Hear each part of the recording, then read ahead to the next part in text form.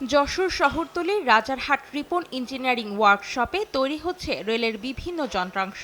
আগে যা আমদানি করা হতো, শুধু তাই নয়, এখানে আরও তৈরি হচ্ছে পাথর ও ইট ভাঙা মেশিন সহ গাড়ির যন্ত্রাংশ। এমন ৫ শতাধিক প্রতিষ্ঠানে নিয়মিত তৈরি হচ্ছে বিভিন্ন ধরনের যন্ত্রাংশ। শিল্পের দরকারি এসব যন্ত্রাংশের চাহিদা মেটাতে আগে আমদানি ছিল ভরসা। যশোরের হালকা প্রকৌশলী শিল্প কারখানা সেই চাহিদা মেটাতে সহায়তা করছে। এখানে তৈরি হচ্ছে ২ শতাধিক যন্ত্রাংশ। দেশ জুড়ে আছে ব্যাপক চাহিদা। রেলের সাসপেন্ড টিউব তৈরি করি, তারপরে আপনার এক্সেল ক্যাপ তৈরি করি, আমরা সিলিন্ডার তৈরি করি, বিভিন্ন আইটেমের মাল তৈরি করি।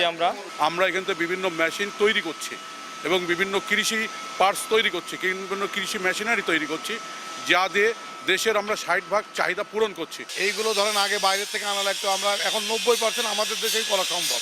মডার্ন ক্যাটেরিং ম্যানেজারের জন্য তারা যদি ভর্তুকি সহযোগিতা করে, তাহলে আমরা এই জায়গাটা আরও উত্তর উন্নতি করতে পারবো। বাংলাদেশ ইঞ্জিনিয়ারিং শিল্প মালিক সমিতির এ নেতার দাবি, এই শিল্পকে এগিয়ে নিতে শ্রমিকদের প্রশিক্ষণ ও আধুনিক যন্ত্রপাতি ক্রয়ে সরকারি পৃষ্ঠপোষকতা প্রয়োজন। দামি দামি মেশিনারি কিনতে হলে সরকারের সহযোগিতা ছাড়া হবে না।